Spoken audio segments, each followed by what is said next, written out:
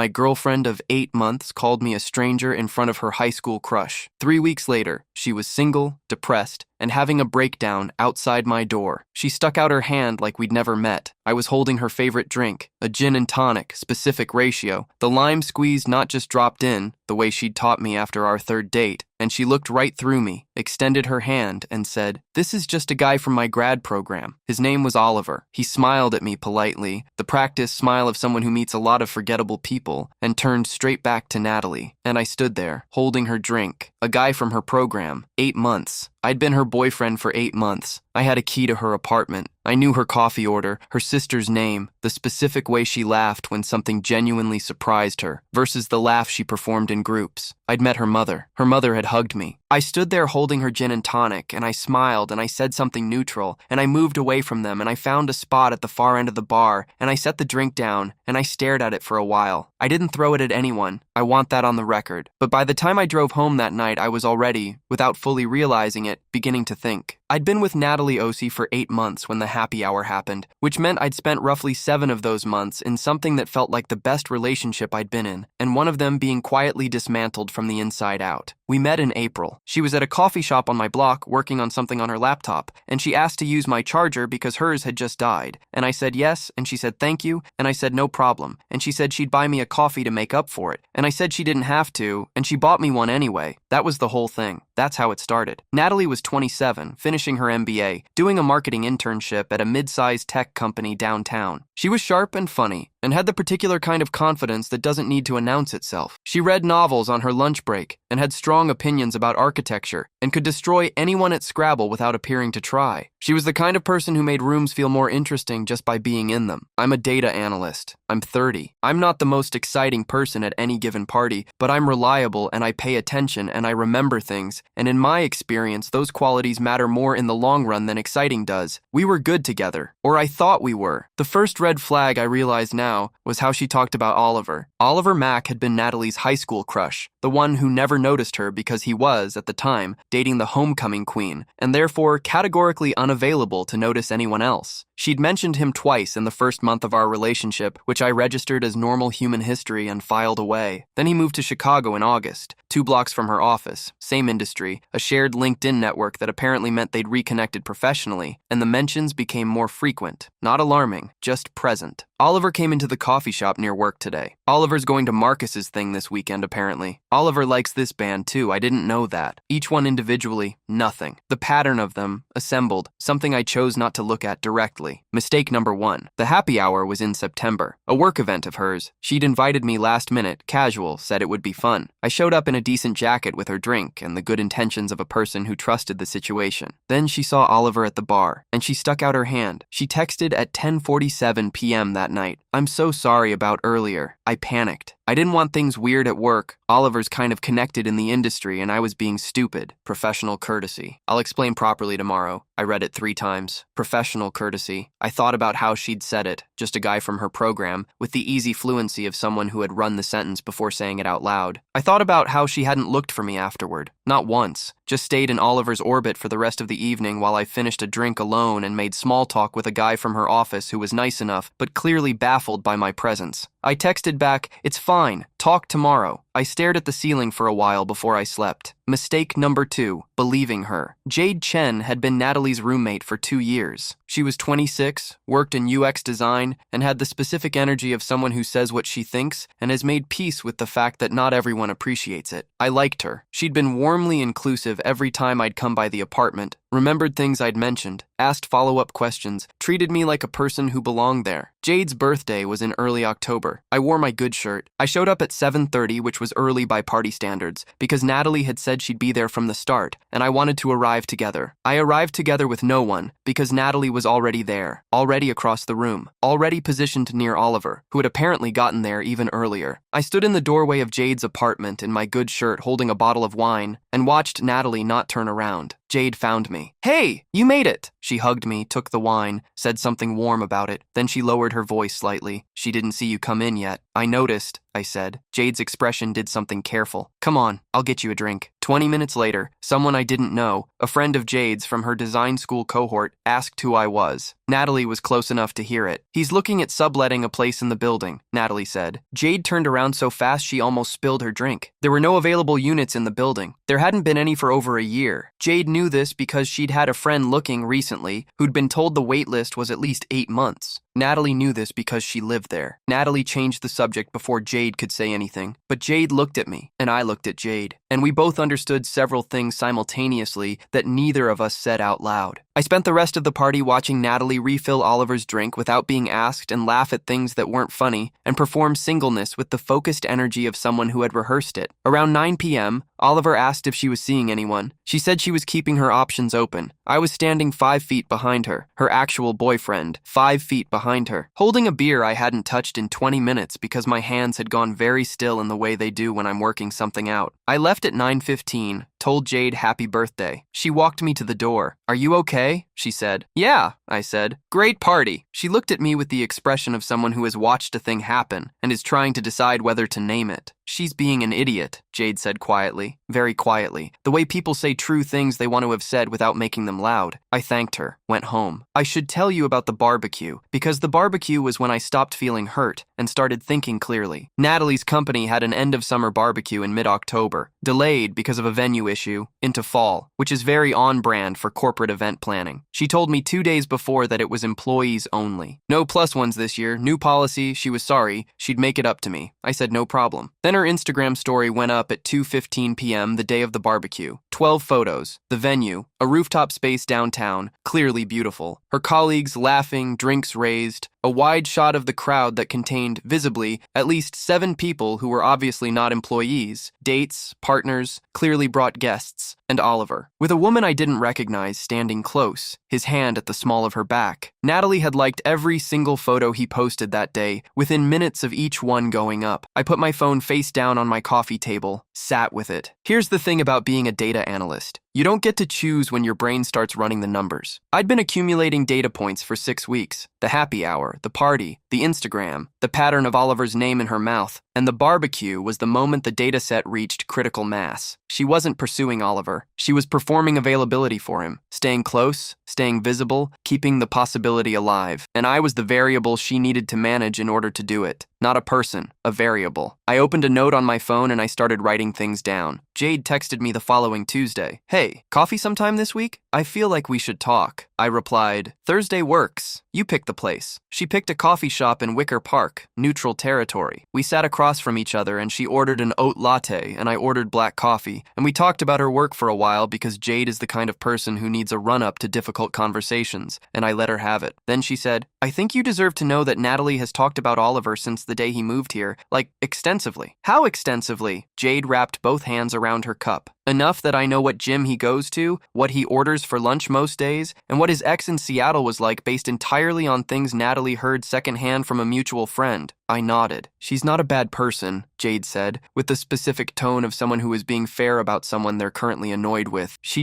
I think she's been telling herself a story about Oliver for so long that she doesn't actually see what she's doing when she's doing it. And what she's doing," I said, "is treating me like I don't exist." "Yes," a pause. "And that part I do think makes her a bad person. Right now, in this specific context." I looked at my coffee. I thought about the handshake. I thought about just a guy from her program and subletting a place in the building and keeping my options open while I was 5 feet away. I thought about what I knew about Jade, that she was single, that she'd mentioned exactly once, months ago, that she'd gone on a few bad dates and was considering giving up on apps, and that she had, this I knew because I pay attention, a particular laugh that she'd deployed twice at Jade's birthday when Oliver said something, a laugh that was slightly different from her normal laugh, the laugh of someone who was noticing. I set my coffee down. "Oliver seems interesting," I said carefully, "from the outside. He seems like the kind of person who actually listens when someone talks." Jade looked at me. "It's a shame Natalie never actually had the nerve to do anything about it," I said. "She just hovered, which is different from actually going for something." Jade said nothing. "I think I chose the next words with the precision of someone who understands that understatement is more powerful than argument. I think you're exactly the kind of person Oliver would actually appreciate, based on nothing except watching him at that party for about 4 hours. I picked up my coffee. Anyway, I said, how's the new project going? I did not say another single word about Oliver for the rest of the coffee. Natalie told me trivia night was with work people, just a casual thing, small group. I'd probably be bored. She said it in the specific register she'd developed over the past weeks for keeping me out of Oliver-adjacent situations. Warm, slightly apologetic, designed to feel like consideration rather than exclusion. I said, have fun. Then I texted Jade, trivia at McGee's tonight. Wanna come? Bringing a couple people. Jade replied in 3 minutes. Obviously, yes. I brought my friend Marcus, 32, architect, effortlessly good in social situations, and a colleague of mine named Priya, who had been fully briefed on the situation and was furious on my behalf in the quiet, competent way of someone who channels anger into execution rather than volume. Natalie's face when we walked through the door of McGee's bar at 7:45 p.m. was the first genuinely satisfying moment of the preceding 6 weeks. She was sitting at a table near the bar. She saw me first. Then she saw Jade. Then she did the rapid calculation. Why are they together? How does this connect? What does this mean? And her expression went through approximately 4 distinct phases in under 2 seconds. I waved, smiled, found a table on the other side of the room. Oliver arrived at 8:10. He came in through the side door, scanned the room, and his eyes landed on Natalie's table, then moved on, doing the social mapping thing. Jade stood up. She crossed the room with the easy confidence of someone who has decided to do a thing and is no longer deliberating about it. She said something to Oliver. I couldn't hear it from where I was, and he laughed. Actually laughed, the real kind that rearranges someone's posture. She had a story, I'd find out later, about a disastrous sailing trip she'd taken with her college roommates, the kind of story that's only funny in retrospect, and becomes funnier each time it's told. Whatever she said, Oliver stayed. Natalie tried to join the conversation twice. I watched her approach, hover, attempt to insert, and Jade, who was not being strategic in any calculated way, but simply was doing what she naturally did when she was interested in someone, held Oliver's attention with the gravitational ease of a person who is genuinely, uncalculatedly present. Both times, Natalie drifted back. By 9:30, Oliver and Jade had been in the same conversation for over an hour. He'd bought her a drink. She'd made him laugh 4 separate times. I know because I counted. Not out of obsession, but out of the particular attention of someone watching a plan work. Natalie didn't say one word to me the entire night. Not when our teams overlapped near the answer sheets. Not when we ended up at the bar at the same time ordering drinks. Not once. She was watching the room. Our team came in second. Marcus was outraged about a disputed geography question. Priya and I shared a look that said mission accomplished without either of us saying it. I drove home feeling lighter than I had in weeks. She pounded on my apartment door at 11:17 p.m. Not knocked. Pounded. The specific force of someone who has been in their feelings for 2 hours and arrived having made the feelings loud. I opened the door. She pushed past me into the living room before I'd finished the motion. What did you say to Jade? Not a question. A sentence that wanted to be a crime accusation and couldn't quite figure out what crime it was describing. I closed the door, stayed near it. I mentioned she and Oliver might hit it off, I said. She's single. He seemed interesting. I thought they'd get along. Natalie's face went through the same 4 phases as trivia night, but slower, more complete. I watched her understand it. The whole architecture of it piece by piece. The coffee with Jade, the trivia night, the specific placement of one sentence, you're exactly the kind of person Oliver would appreciate, dropped into a conversation and then left alone, untouched, to do its work. She couldn't be angry about Jade and Oliver without explaining why she cared. She couldn't explain why she cared without admitting what she'd been doing. She couldn't admit what she'd been doing without saying out loud everything she'd been pretending hadn't happened for 6 weeks. She stood in my living room opening and closing her mouth. Then something shifted. Her voice went different, softer, more careful. She sat down on my couch, which she'd sat on 100 times, and said, "We need to talk about us." She used the word us. She hadn't used the word us in weeks. Had avoided it, I realized now, with the practiced evasion of someone who knew that us was a commitment she wasn't prepared to perform in front of Oliver. Okay, I said. I think I got confused about some things. Oliver was this, it was old stuff, high school stuff. I let it get into my head and I handled everything badly, and I'm sorry. I looked at her. Why did you tell the person at Jade's birthday that I was subletting an apartment? She winced. Why did you tell the guy at the happy hour that I was just someone from your program? She looked at the carpet. Why did you tell Oliver you were keeping your options open while I was standing 5 feet behind you? Silence. The particular silence of someone who has run out of ways to reframe a thing. Because you were ashamed of me, I said, not with heat, just as a fact that needed to be said out loud. Not because anything was wrong with me, because having me there was inconvenient to the version of yourself you wanted Oliver to see. She didn't deny it. That was the thing. She sat on my couch in the apartment she'd been to 100 times, and she didn't deny it, because there was no version of a denial that held up, and she was smart enough to know it. I think I need space, I said, to figure out whether I want to be with someone who treats me like a secret. Her head came up. Cam, I'll walk you out. She looked scared in a way I hadn't seen before. Not afraid of losing me specifically, I don't think. Or not only that. Afraid of what it meant that she'd done this. Afraid of having been seen doing it. She left without arguing. I closed the door, sat down on the couch where she'd been sitting, stayed there for a while. Jade texted me 3 days later at 7:08 p.m. A photo. Her and Oliver at a restaurant. Candlelit. Corner table. Both of them mid-laugh. The kind of photo that only happens when neither person knows it's being taken. They looked already like people who had been looking for each other. Thought you should see this, she wrote. Also, thank you, I think. Don't thank me, I wrote back. You did the actual thing. My phone rang 40 seconds later. Natalie's name on the screen. I let it ring, and I let it ring, and then it stopped. I've been seeing a therapist since November. Dr. James Okafor, licensed psychologist. 12 years in practice, specializes in relationship patterns and what he calls the architecture of self-deception, which when he said it in our first session, I thought was a slightly grandiose way to describe cheating behavior, and now, 4 months in, I think is exactly the right phrase for what Natalie had been doing. Not cheating. She never cheated. But she'd built an entire parallel story about her life, one where Oliver was still possible, where she was still available, where I existed only as a fixture she could slide out of frame when the picture needed to change. And she'd lived inside that story while living inside our relationship, and that particular architecture is its own kind of betrayal. Dr. Okafor didn't tell me any of that. He asked questions until I arrived at it myself, which is apparently how it works. He also asked me, in our third session, whether I thought what I'd done with Jade and Oliver was revenge. I thought about it. No, I said. Jade and Oliver are actually good together. I could see that at Jade's birthday before I'd decided anything. And if they hadn't gotten along, then I'd have introduced two people who didn't click, and nothing else would have changed. He wrote something down. What would you call it then? He said. I thought about the handshake, the gin and tonic, the subletting lie, keeping my options open, her 5 feet away, returning the variable, I said. He looked up from his notepad. She decided I was a variable to be managed, I said. I decided she was one too. The difference was I only did it once, and then I was done. He wrote something else down. I think he agreed with me. He's professionally obligated not to say so. Jade and Oliver have been together for 4 months. I know this because Jade texts me occasionally, not about Natalie, mostly just normal human contact, the kind that forms naturally between people who've been honest with each other in a parking lot at 9:15 p.m. She sent me a photo last week of the two of them at a rooftop thing, both sunburned, both grinning. Oliver had his arm around her in the easy way of someone who has stopped performing anything and is just there. They look like a photograph of what's supposed to happen when two people find each other. Natalie texted me twice in November, once to apologize, longer this time, more specific. She named the actual things she'd done without dressing them up as miscommunications. Once in December, around the holidays, just to say she hoped I was doing okay. I replied to both, brief but not unkind. I heard from Marcus that she'd been promoted at work in January, that she was seeing someone new, someone from outside her office, someone who didn't come with a decade of unlived high school feeling attached. Marcus reported this neutrally, as someone passing along information without editorializing, which is one of the things I appreciate about him. Good, I thought when he told me. Good for her, actually. Not sarcastically, actually. The thing Dr. Okafor has helped me understand is that Natalie didn't do what she did because she was a bad person. She did it because she told herself a story about Oliver for so long that she'd built her life around leaving room for it, and when he showed up in real life, she panicked and tried to hold both things at once, and didn't think about what that required her to do to me. That's not a defense of it, it's just the true version of it. The thing she did that was actually wrong wasn't loving someone from her past. It was making me invisible to manage it, treating my presence as a problem to be solved. Looking me in the eye and sticking out her hand and saying just a guy from my program with the fluency of a sentence that had been ready and waiting, that part was wrong, and that part cost her everything it cost her. Not because I engineered it, I introduced two people who'd already been noticing each other, but because the truth has its own momentum once you stop standing in front of it. She wanted Oliver to see her as available. In the end, he saw Jade instead. And I got something smaller and more permanent than any of it. I got to stop being someone's secret. That's the whole story. That's everything.